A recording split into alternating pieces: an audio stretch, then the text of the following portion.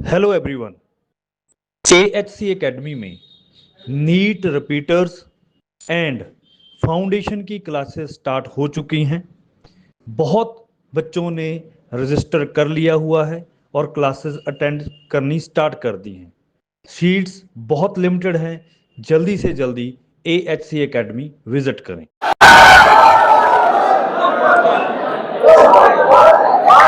Meeting के सदर मोहतरम अनीस पहलवान साहब, दोनों ही बिरादरियों के जिम्मेदारान, मेरे सामने तशरीफ फरमा बिरादरी के तमाम नौजवान साथी, दोस्तों और साथियों, सबसे पहले मैं आप लोगों को मुबारकबाद देता हूं। आप लोगों ने जो बेदारी का सबूत दिया और एक राय से आप लोगों ने इस तहरीक को हिमायत दी, आप लोगों का मैं शुक्रिया भी अदा करता हूं। तहरीक पूरे उत्तर महाराष्ट्र में 5 जिले के अंदर चल रही है और धीरे धीरे ये महाराष्ट्र लेवल के ऊपर ये तहरीक बढ़ रही है। अलग अलग शहरों के अंदर अलग अलग हालात, अलग अलग तहरीकें चल रही है, लेकिन तकरीबन सब लोगों का यह मानना है कि जिस तरीके से गौरक्षक समिति, गौरक्षा के कार्यकर्ता या पूरे महाराष्ट्र के अंदर पुलिस डिपार्टमेंट की वजह से जो तकलीफ का सामना हम लोगों को करना पड़ता है, तो बेहतर यह है कि हम लोग जो तहरीक धूलिये से शुरू हुई उसको हम लोग हिमायत दें। और आज अल्लाह का करम है कि आप लोगों ने भी उस तहरीक को हिमायत दी और आगे बढ़ाने का फैसला किया। यहां पर फैसला हुआ कि एतवार के दिन रात 12 बजे से 8 दिन के लिए, यानी 27 तारीख एतवार का दिन रात 12 बजे तक अपना कारोबार बंद करके कोई भी कारोबार नहीं करेगा, चाहे वो कोई भी जानवर हो। इस तरीके का यहां फैसला किया गया एक राय से। ये महाराष्ट्र के अंदर एक नई तहरीक आप लोगों ने शुरू की है और इंशाअल्लाह इसका फायदा पूरे महाराष्ट्र की कुरैश बिरादरी को होगा। 8 दिन बंद करने का जो फैसला आप लोगों ने लिया, अब सवाल हमारे सामने यह है कि हमारी डिमांड क्या होगी, हमारा मुतालबा क्या होगा, हम किस लिए 8 दिन कारोबार बंद कर रहे हैं। यह अहम सवाल आप लोगों के सामने और हमारे अपने सामने है। 5-6 सवाल है। अगर आप लोगों की राय रहे, मैं मशवरा रख रहा हूं बिरादरी के जिम्मेदारान के बीच में, आप लोगों के बीच में मैं मेरा मशवरा रख रहा हूं और कुछ बिरादरी के कुछ जिम्मेदारान को यह बात का इल्म है, क्योंकि 8 बजे हम लोग बैठे थे, हमारा सलाह मशवरा हुआ कि हम लोगों को यह तहरीक किस रास्ते पर ले जाना है और क्या डिमांड हम लोगों को करना है।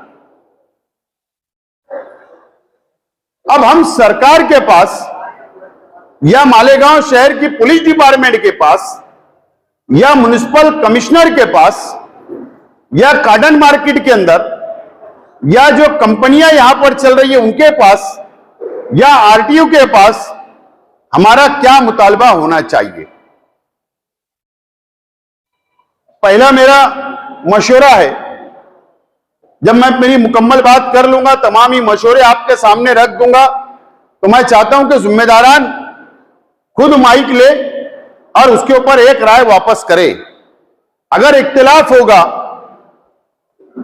तो उसके ऊपर भी रास्ता निकालने की हम लोग कोशिश करेंगे।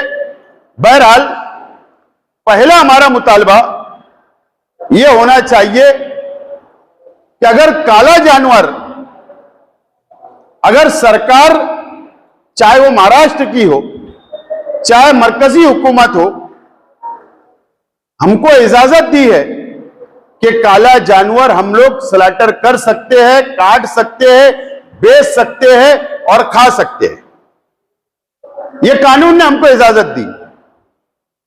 लेकिन जहां हम काला जानवर का भी धंधा व्यापार करते हैं तो वहां पर हम लोगों को कई मुश्किल का सामना करना पड़ता है, कई मसाइल हमारे सामने आते हैं। मिसाल के तौर पर ट्रांसपोर्टिंग का मामला होता है। कहीं से भी गुजरात से माल लाओ, मध्य प्रदेश से माल लाओ या महाराष्ट्र से कोई जिले से लाओ, कोई शहर से लाओ, तो गाड़ी पुलिस वाले भी रोकते हैं, गाड़ी गौरक्षक भी रोकते हैं। गौरक्षक तो उठाकर पुलिस के ताबे में देते हैं, पुलिस उठाकर गौशाला में देती है और सवाल करती है कि परमिट,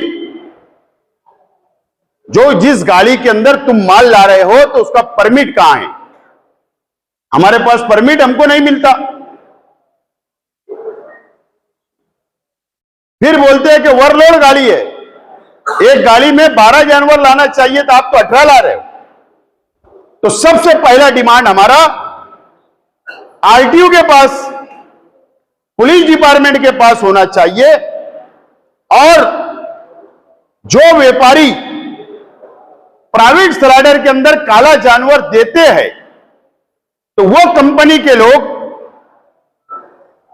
गाड़ी अगर गेट पर अगर गौरक्षक ने या पुलिस ने रोका तो वो हाथ उठा लेते, जबकि माल कहां जा रहा, सौदा कहां होता, 24 घंटा पहले सौदा होता है, रेट फिक्स होता है कि गाड़ी कौन सी प्राइवेट कंपनी में जाएगी, उससे सौदा होता है। लेकिन गेट के बाहर अगर माल पकड़ा जाता तो कंपनी वाला हाथ उठाता है कि हमारा इससे कोई ताल्लुक नहीं, ये नुकसान की भरपाई तुम ही उठाओ।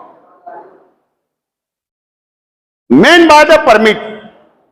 तो परमिट आरटीओ हमको इशू करे, मालक के नाम से इशू करे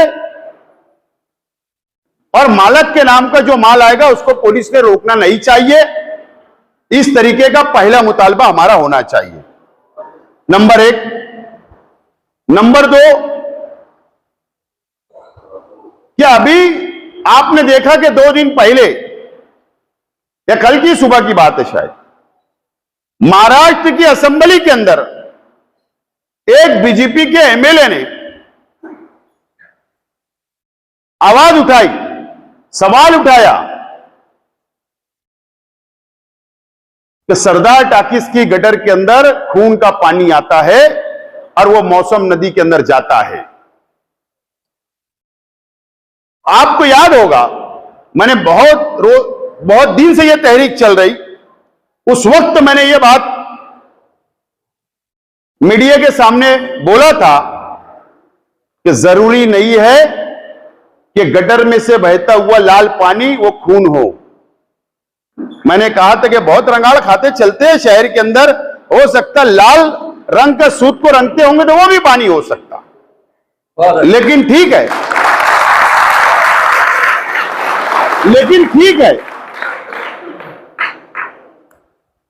लेकिन सबसे बड़ी जिम्मेदार कौन है? कॉरपोरेशन है। कॉरपोरेशन क्यों है कि अल्लाना कंपनी को कॉरपोरेशन का स्लॉटर ठेके पर दिया गया। हमारा जो टाइमिंग है वो टाइमिंग कहां है?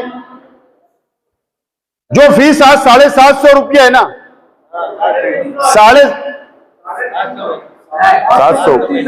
735 रुपया पर जानवर का वो प्राइवेट स्लॉटर वाला मांगता है। तो कॉरपोरेशन की जिम्मेदारी है कि फीस कम करके दे, हमको फीस कम करके दे और हमारा टाइमिंग वहां फिक्स कराए।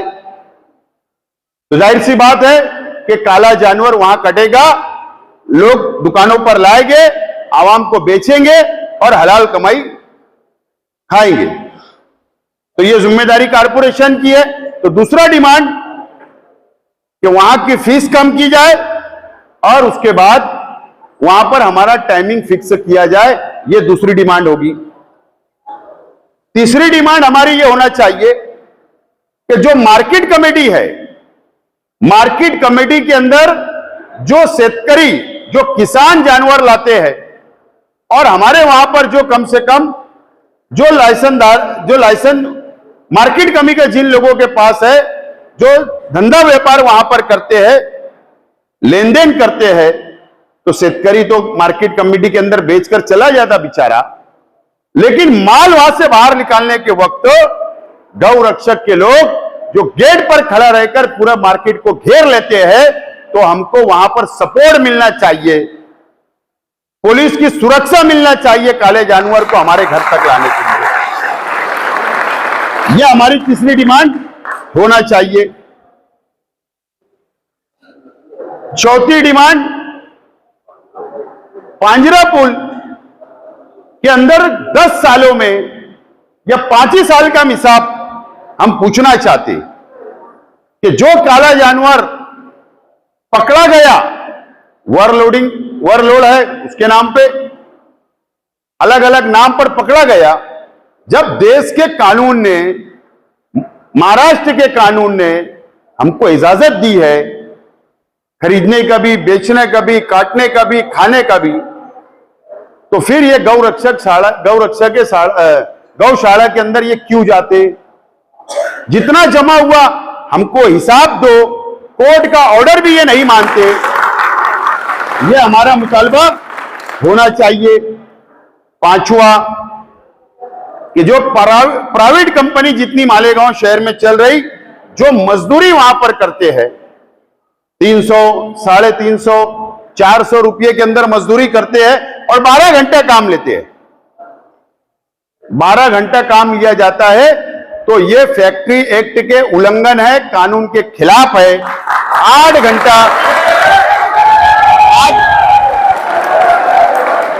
घंटा हमारा ड्यूटी और किमान वेतन से या फैक्ट्री एक्ट के मुताबिक हमको पगार मिलना चाहिए। रोजाना हम लोगों की तनख्वाह फिक्स होना चाहिए। छठा मुतालबा ये हमारा है कि कंपनी के अंदर जो धंधा व्यापार करते हैं, धंधा व्यापार जो करते हैं, जो माल लेकर वहां जाते हैं, तो कंपनी भी, वो व्यापारी लोग जो माल वहां पहुंचाते हैं, कंपनी सेंट्रल गवर्नमेंट से रजिस्टर है, मंजूरी है, स्टेट गवर्नमेंट मंजूरी देती, मरकजी हुकूमत मंजूरी देती, तो हम लोगों को, वहां के व्यापारियों को कंपनी अपने परमिट बनाकर अंदर से आरटीओ से लेकर दे। हम रिस्क नहीं लेंगे। हम क्यों रिस्क ले? हमारा 5 लाख का माल, 10 लाख का माल गेट पे से पकड़ा जाता, कंपनी हाथ उठाती, तो ये चलेगा नहीं। ये हमारे मुतालबे, ये मैंने मेरी तजवीज आपके सामने रखी, ये हमारे डिमांड होना चाहिए। और आखिरी में मेरी ये भी तजवीज है कि कल एक मेमोरेंडम लेकर जिम्मेदारान ये तमाम ही मुतालबे मेमोरेंडम के ऊपर लिख कर एक कॉपी एडिशनल एसपी साहब को, एक कॉपी कमिश्नर साहब को, एक कॉपी मार्केट कमेटी के पास, एक आरटीओ को, दूसरी कंपनी को, जो जीएम वहां बैठता है वो कंपनी को भी एड्रेस होना चाहिए।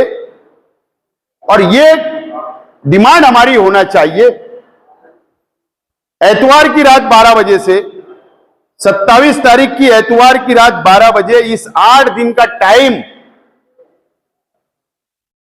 कारोबार बंद करके जो आपने फैसला किया, आप लोगों ने 8 दिन के अंदर हमारे मुतालबे पूरे नहीं हुए, ये तमाम ही मुतालबे के ऊपर अगर हमारे मुतालबे मंजूर नहीं हुए, तो 28 तारीख पीर के दिन एक बड़ा धरना शहीदों की यादगार के पास होना चाहिए। नंबर एक। नंबर 2, ये शहीदों की यादगार के पास कॉरपोरेशन से जो हम मुतालबा कर रहे, आरटीओ से जो मुतालबा कर रहे, पुलिस डिपार्टमेंट से जो मुतालबा है और मार्केट कमेटी से जो मुतालबा है, उसके लिए वहां धरना दे और टुकड़ी बनाकर 25-25 लोग की टुकड़ी बनाकर प्राइवेट कंपनी के गेट के ऊपर धरना दिया जाए। एक दिन, यहां एक दिन का धरना हो और प्राइवेट कंपनी अगर हमारी बातों को नहीं मानती है तो हम लोग उस गेट के ऊपर 8-8 घंटे की 25-25 लोगों की टुकड़ी बनाकर वहां पर गेट के ऊपर धरना दो और जब तक हमारा मुतालबा पूरा नहीं होता जब तक वहां पर धरना जारी रखना, यह मेरी तजवीज है। और उसके बाद जब 8 दिन गुजर जाएंगे, हमारा मुतालबा नहीं मंजूर होगा, तो उसके बाद मेरी यह डिमांड है कि आप पीर के दिन 28 तारीख की रात में वापस एक मीटिंग बुलाकर आइंदा की क्या तहरीक होना चाहिए, आइंदा हमारे क्या लाएबाल होना चाहिए, उसके ऊपर बिरादरी सर जोड़कर बैठकर हम लोग 8 दिन के अंदर हमारा क्या कार्रवाई हुई, उसके बाद बिरादरी की मीटिंग के अंदर तय करें कि कारोबार चालू करना है या नहीं चालू करना है। लेकिन एतवार की रात 12 बजे तक कारोबार आप लोग जो अभी चल रहा है काले का वो करिए, अपना व्यापार करिए, लेकिन ये बात याद रखना, ये लड़ाई अगर मैं यहां आज खड़ा हूं, अगर मैं आपके साथ हूं या ये जिम्मेदारान अपना वक्त निकाल रहे हैं या ये तहरीक को खड़ा किए हैं, तो ये मेरे लिए या इन लोग अपने लिए नहीं, बल्कि ये आप लोगों के लिए ये लड़ाई लड़ी जा रही है। ये बात याद रखना, ये इज्तिमाई तौर पर ये सबके लिए तहरीक है, किसी एक आदमी के लिए नहीं। मैं हाथ जोड़ के आपसे गुजारिश करता हूं, इस तहरीक को टूटने मत दो, थोड़ी कुर्बानी दे दो, ये तहरीक को टूटने मत दो। और अगर बिरादरी के अंदर कोई अगर इस तरीके की तहरीक को तोड़ता है तो बिरादरी फैसला करे क्या करना है। लेकिन बिरादरी के बाहर का अगर ये तहरीक तोड़ने की कोई कोशिश करता है या कोई गैर कानूनी काम करता है तो पुलिस डिपार्टमेंट के साथ मिलकर हम लोगों को ये तहरीक को कामयाब करने के लिए उन पे कार्रवाई करना चाहिए। जब जाकर आपकी तहरीक कामयाब होगी, ये मेरी तजवीज थी, मैंने जो रख दी है